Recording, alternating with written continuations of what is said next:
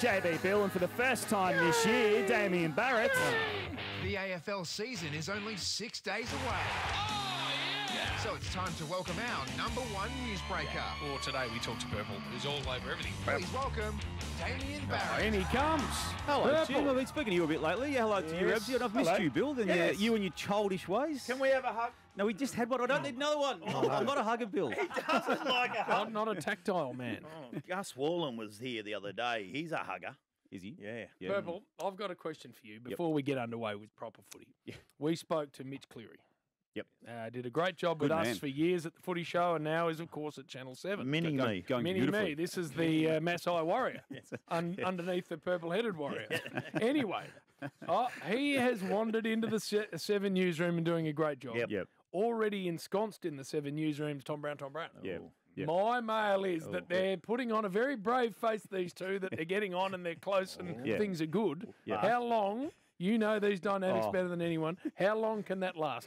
A matter of 30 seconds from now, Jim. It's already taken off this. There was even the story that Mitch broke a couple of weeks ago about Sam Walsh being unavailable for round 1. And then Tom, about 10 days ago, suggesting that, hang on, he's telling people he's right for round 1. So they've got disputes within stories. And it's the politics behind the scenes right now, Jim, through the roof. I like it. No one's seen anything like it. Speaking of which, commission meeting last night with the presidents? Yeah, the usual annual before round 1 gathering that's often fiery. You sat through a couple of those fiery ones. Last couple of years because of COVID, it's been through Zoom, Bill, and as such, a bit of the heat's gone out of the room. But there were some pointy conversations yesterday, mostly relating to the distributions to footy clubs. And as we know, every club gets a distribution. Just some get a whole lot more than others. And the expansion clubs have been getting around $200 million since 2012. And a club like Collingwood is getting less than $100 million by way of comparison. And there's every other club in between.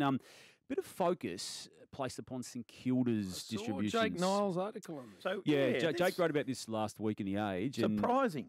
Yeah, well, it's not. It's, Are they it's the been club known. that gets it's the been most? known. Yeah, they are. They are. And it's been known for some time, but it's reached a point where it was a focus of the discussions yesterday with the other clubs as to how can we keep doing this to St Kilda when there's no obvious change in their finances So when every other why club has would been able they to. receive more than, because then by no means the smallest club by way of membership, etc. So why is their distribution more than anyone else's? Well, the entire Seaford move stuffed them, to a financial point. And as we know, they've got themselves back to Moorabbin, but that obviously cost money. And the Danny Frawley Centre, look, if you go down there, it's in a magnificent venue now for a number of reasons. So they've caught up in that space. But in terms of the balance sheet, even after being able to erode about $3.5 to $4 million of their big debt, it still sits at about $10 million or just under. So it's a concern because it's a drain on the other competition. And again, you're sympathetic to where the Saints are at, but other clubs, ultimately, when it's all said and done, only need to worry about their own patch. And their own patch is being compromised by the handouts to St Kilda. All right, so one of those teams that receive the most money, the Gold Coast Suns, have re-signed Ben King, which is enormous for them. It's significant, isn't it? Given he's going to miss the season with the knee injury that he damaged, in the pre-season, Bill, and the worry was that he was going to come back and have it operated on, and then effectively do the bulk of his rehab in Melbourne. With the family, which, as we know, has got the connection with St Kilda, but it's as positive a news story for the Suns as there's been for some time, and it just gives them a chance, I think, now to get through the year without him, but to also plan for a future with him. And obviously, one of the storylines which we'll touch on maybe in a few moments' time, there's going to be some rolling stories of the year. Gold Coast and what happens to them is one of those stories, but the recontracting of Ben King is a major positive on so many levels with regards to that. That is good. What about the Tassie team? Because my sources down there say it's going to happen. Sources. Oh, I've got sources down there, Jim. They say it's going to happen.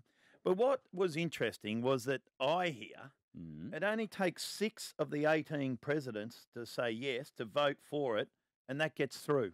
That's different information to what I've got on that, Bill. And what I had as a president myself. Well, what do you think it is then? It used to be you had to have basically 75%. 75%, which on 18 teams is 13 and a half or thereabouts, which means that you round it up to 14. But 14? Bill, I would be very surprised So if there would be any...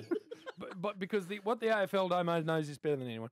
What they're very good at doing is making something so compelling that no one says no. Yeah. So, and look, All of the groundswell is that they will have their own team. The way I see it is when. What are you hearing? And you're right, though. In the past, even I'd say 6 months, it's gone from being no to a fait accompli that it does happen. And the announcement 2 weeks ago by your man, Bill, the Premier down there, Peter Goodwin, with the big stadium. Now he's got to stump up the cash to get that done. I mean, it's all very well to have the plan. Yeah. That needs to happen. You then need to have the finances around the entry of the club. And initially that will be through a lesser league, as it happened with the Giants back in the before their entry in 2012. And then you've got to work out how it looks list-wise. But look, it is going to happen. And you're right, Jim. The AFL will present to the clubs a 28. 2028. That's what you're hearing. Are you saying AFL entry or just life entry, so to speak? No, they're going to be called the Tassie Devils because they're calling it already the Devil's Den, the new ground. There you go. And it's going to have a roof. Got to have a roof. Got to have a Got roof. to have a roof. That's the only way they can come in. If it's a retractable roof. Yes. And it's going to be down there at Battery Point. Oh, nice. Yeah, it's a lovely spot to have a ground. It is. Well, Well, it's going to be like Adelaide. You know, you just walk to the ground and then walk back to Salamanca Place. There's no roof on Adelaide, though, Bill. We're talking where it is compared to the city, Damien, and it's only 6 presidents. I've had it confirmed. Oh, have you? Yes. 6. Yeah. By whom? Well, is that by Blair? No, it's by, Who we put on the boundary that time and never Gil. shut up? It's from Gil. Yes, Gil. Okay.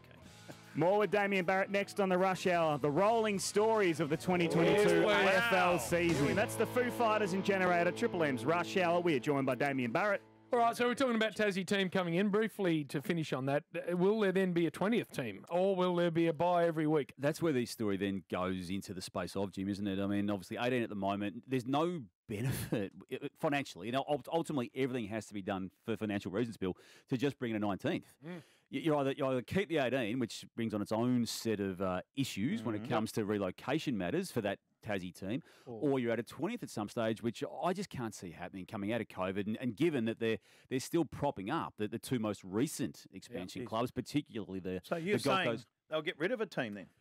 Well, it's all on the table, Bill. I mean, it's all on the table because 19 doesn't prove anything. It doesn't do anything, does it, Jim? It doesn't. It doesn't They will have a increase bye every week to start with, but eventually they're going to have to do something about that. My query is always we haven't got enough decent players to fill 18 lists. Yeah. So you've got to find another 45 from somewhere. Yeah. I mean, that's going to be the problem. And the added problem with that is it will get concessions too, as GWS did, as Gold Coast did, which means that the pool is again diminished thinner, for the clubs that legitimately need their help when they finish the bottom ladder for that period. Stewie Dew, what sort of and these are the rolling stories for 2022. Rolling stories. So, look, we just know that it's going to be something that does not go away until Alistair Clarkson signs and says what he's doing. He's not wired to stay out of the system for too long. No. He's got a little toe in the water with footy this year with the involvement on that consortium when it comes to Tasmania. Yep.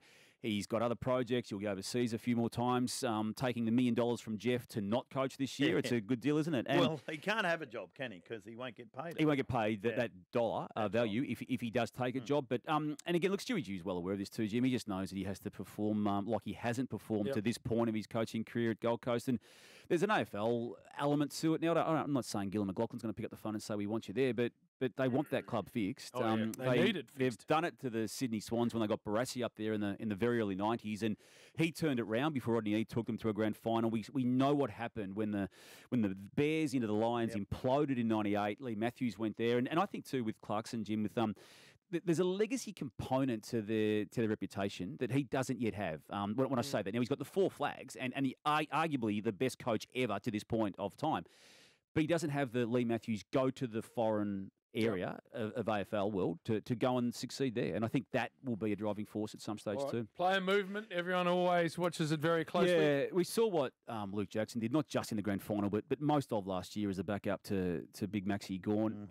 Again, where he's going to be, I mean, it's name your price for Luke. And there's no great... Perth, West that's Coast the origins. That's the origins, of him. And there will be interest, as there will be with Tim English, who's got the same Perth origins. So while Jackson's, I think, form franked his abilities as better than English after last year's final series, we know that English is on the verge of still becoming the very, And very they're good player. both coming out of contract this year. Is that what Yeah, you're saying? yeah. So Are they're both guns. They're both guns. But neither of their respective incumbent clubs are ultimately too worried right now. But as we know, these things can just generate, can't they? As the year folds on. Keen to see what West Coast does. They've had an horrendous off season. Luke Shuey's injured. Oscar Allen's injured. They all are. Jack Darling is not playing for refusing to be vaccinated reasons. They added 3 players to their list yesterday. I know. Yeah, Yesterday. out of the local competition, just to prop them up. So we've seen their form since the grand final win in 2018 fall away. Yes, they've made finals, but they haven't had impact. And this could be the year they just fall off the proverbial, isn't it? It's Signed Adam Simpson on a fairly long-term deal. End of 2024, I think it is, Jim. But I mean, you know the club. It's not one to tolerate failure for too long. And I'm not. I mean, it's a strong word, failure, but they're a club born to succeed, and they're not succeeding. And you know, some of the comments he made 2 years ago when COVID started, and again, they were comments that he made genuinely at the time of a concern for his players, but they set a scene and a tone for that club to be down in the dumps about the whole situation. And I don't think they've emerged from it too well. Didn't out of the embrace it at the time. Didn't embrace it. No. Not at all. Yeah, and at least publicly anyway. Exactly right. A couple of other ones. I mean, Barty's, as we know, has got the 5 goals to get to the 1,000 goals. It won't just be a story for that week, and maybe the next week should he just fall short of the 5 in round 1. But what happens next year? It's incredible that he's reached the 9th year of that 9-year contract. And no one, I mean, the AFL was on record as saying we don't expect him to make the 9 years. And everyone at Hawthorn at the time said there's no chance he'll make it this far. Now, okay, some of that is still justified in that 2020 and 19 were injury ruined seasons for him. But last year he was good. Now, he got injured again, but who doesn't get injured in the course of a season? And he's got through most of the preseason, Bill, and it's not beyond the realms that he could sign on again, which would be quite extraordinary. Does De Goey stay at Collingwood? I reckon that's line ball, and it will be just attitudinal as to how he's judged. I mean, Craig McRae will give him every chance. Anyone who knows Craig McRae, he's like that. It'll be a clean slate with him. He doesn't care what's happened to a point.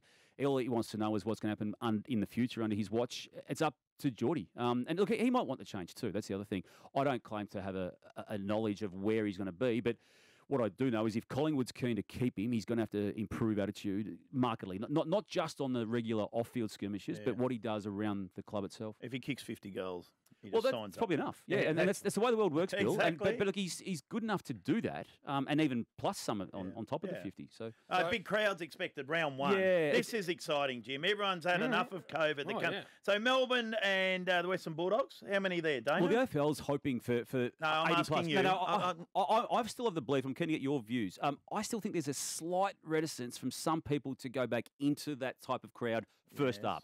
That's just my Melbourne feel on the unfurling the flag. Yeah, look, I'll go with 75, 70. More than that, anyway. Yep. Carlton, Richmond. I'll go with 70, 75 again. Yeah, whereas if there wasn't that reticence, I reckon it'd be 85, 90 on both. St Kilda, Collingwood at Marvel. Well, that's selling big. That's going. That'll be close to full. Righto. Yep. Even Geelong Essendon on the Very good Saturday. game. That's going full too. Exactly right. Giants, Swans. How many will get there for buddies? They're talking 60,000 at the old Stadium Australia. You know, the Olympic Stadium. They're not still playing football there, surely to God. I'm like you. I thought they almost pulled it down. They were should talking about pulling it down. go back there again. No. It cops a bad rap, that stadium. It pumped during the Olympics, obviously, and it pumped for some finals that the Swans played, particularly. Players have had their knees ripped off on a Well, fence. that happened too, but it's. Purple. We can't be playing footy there. Well, Buddy is. And he's going to kick 5. Well, he's back, our man. He is. Look at him. He looks good. looks crisp. Yeah, feathers. He got some new feathers or something. Don't you start. This idiot's got 15 years out of a life. It's a rush hour, Triple M.